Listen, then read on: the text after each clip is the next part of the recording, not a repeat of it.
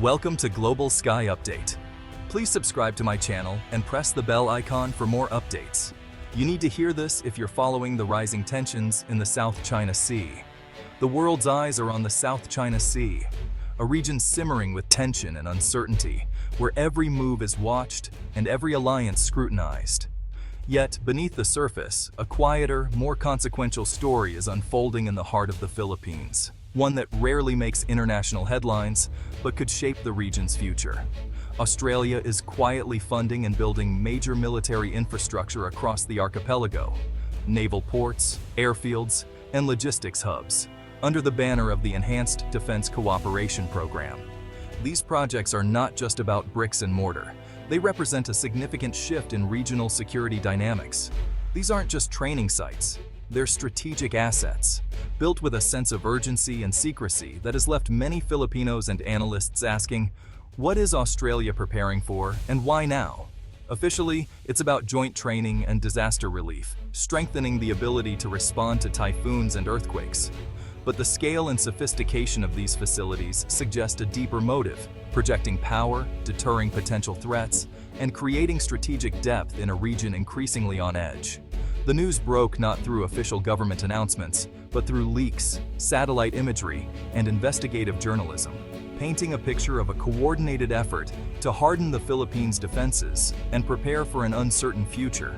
Public reaction is mixed. Some see these moves as a necessary shield against external threats, while others fear the Philippines is becoming a pawn in a much larger geopolitical game, caught between powerful nations. Tonight, we peel back the layers. Why is Australia investing so heavily, and what does it mean for the future of the Indo-Pacific? What are the risks, and who truly benefits from this growing partnership? The stakes are global. Freedom of navigation, international law, and regional stability may all hinge on what's being built in the Philippine heat. The outcome could redefine the balance of power in the Indo-Pacific for years to come. At the heart of this powerful partnership lies the Status of Visiting Forces Agreement, or SOVFA, a landmark accord between Australia and the Philippines. This agreement is more than just a piece of paper. It's the legal and strategic foundation that allows both nations to work together in ways that were once unimaginable. SOVFA grants Australian troops legal access for joint military exercises, humanitarian missions, and coordinated operations on Philippine soil. It closely mirrors the Philippines' long-standing agreement with the United States, signaling a new era of international cooperation and trust. Without SOVFA, the deep military cooperation and the rapid construction of new facilities we see today would simply not be possible. It's the backbone that supports every joint mission and shared objective. But this is far more than paperwork. It's a living, breathing alliance. Both Australia and the Philippines are maritime democracies, facing the growing challenge of authoritarian powers in the region. They share not just interests, but a vision for a secure, stable, and free Indo-Pacific. Years of joint training have built a foundation of trust and mutual respect. Now SOVFA elevates that relationship to a solemn promise. An attack on Philippine sovereignty is a matter of concern for Australia as well, binding their destinies closer than ever. Today, cooperation spans everything from high-tech naval drills in contested waters to grueling jungle warfare training. Australia brings advanced technology, intelligence, and resources, while the Philippines contributes invaluable local expertise and strategic positioning. The construction of new bases and infrastructure marks a dramatic shift, from temporary, short-term exercises to a persistent, long-term presence that signals enduring commitment. As regional tensions escalate and new threats emerge, the Philippines needs partners it can count on, partners who will stand shoulder to shoulder in times of crisis. Australia's focused, agile alliance with the Philippines is now a cornerstone of its defense strategy, shaping the future of regional security. SOVFA enables seamless integration of forces, allowing both nations to respond rapidly and effectively to any challenge, creating a united front far stronger than either could achieve alone. This legal framework is now central to the Philippines' modern defense, ensuring that the alliance with Australia remains robust, adaptable, and ready for whatever the future may hold. The urgency behind these projects is clear when you look at the West Philippine Sea, a vital, resource-rich artery for global trade. China's sweeping nine-dash-line claim ignores international law, and its actions have grown increasingly aggressive, deploying steel-hulled vessels to harass Filipino fishermen and block resupply missions. Water cannon attacks and constant intimidation have become the norm, drawing international condemnation.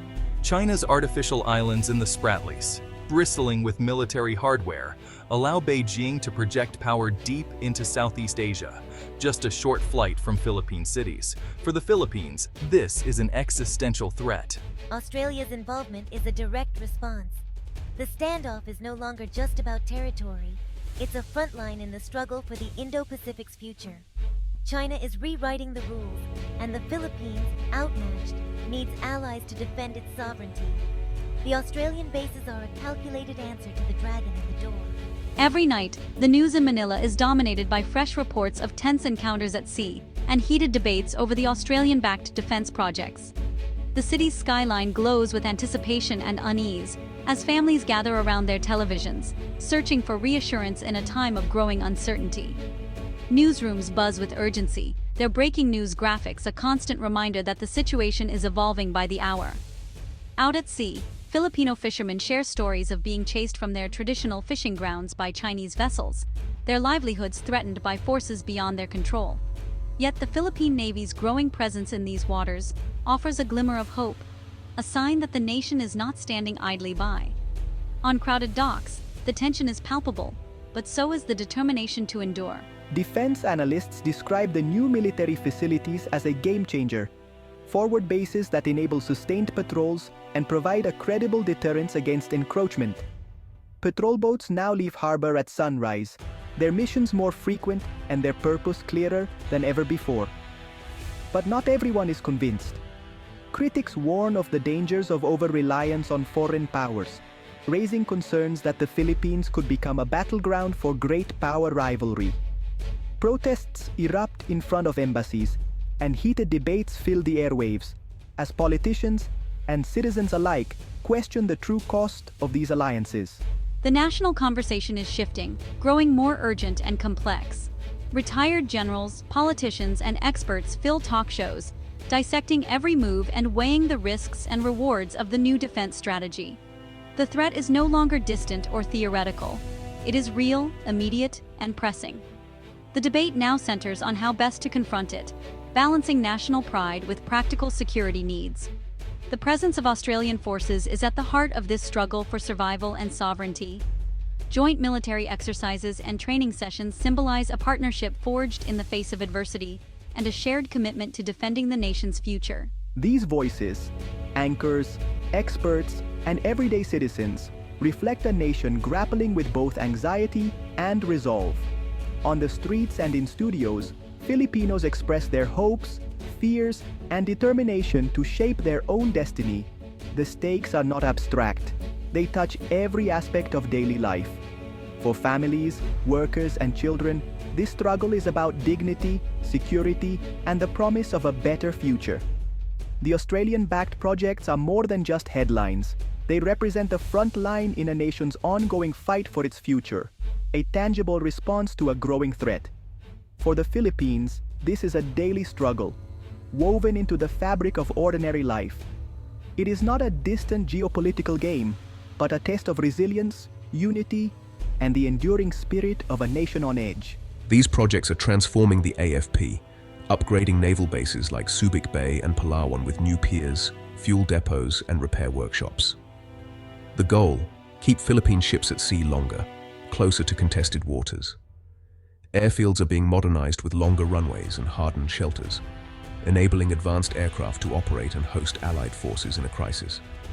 Australia is also investing in training and technology, helping the AFP build integrated command networks and improve surveillance, intelligence, and cyber defense.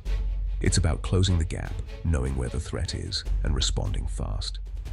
For decades, the AFP was underfunded for external defense. Australia's investment is accelerating its transformation. These bases are more than buildings. They're the embodiment of a new defense posture, forged with a steadfast ally. The shield is being built, one project at a time. The big question: can upgraded bases and a stronger AFP, even with allies, really deter China? China's military is vast and modern, In a direct conflict, the Philippines would be outmatched. The strategy isn't to win a war, but to make aggression too costly. Deterrence by denial. These bases create a porcupine defense, making the Philippines a harder, riskier target. But they also become targets themselves, vulnerable to China's precision missiles. Defending these bases will require layered air defenses, rapid repairs, and, crucially, allied support. The real deterrent is political will. Do China's leaders believe Australia and the US would intervene? These bases are a tripwire, raising the stakes and signaling that an attack could trigger a wider conflict.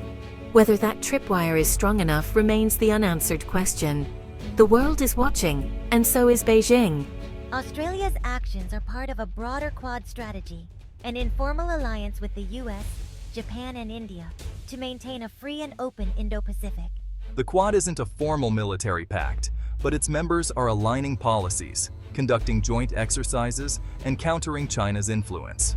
The US remains the Philippines' ultimate security guarantor, with the Mutual Defense Treaty and access to Philippine bases.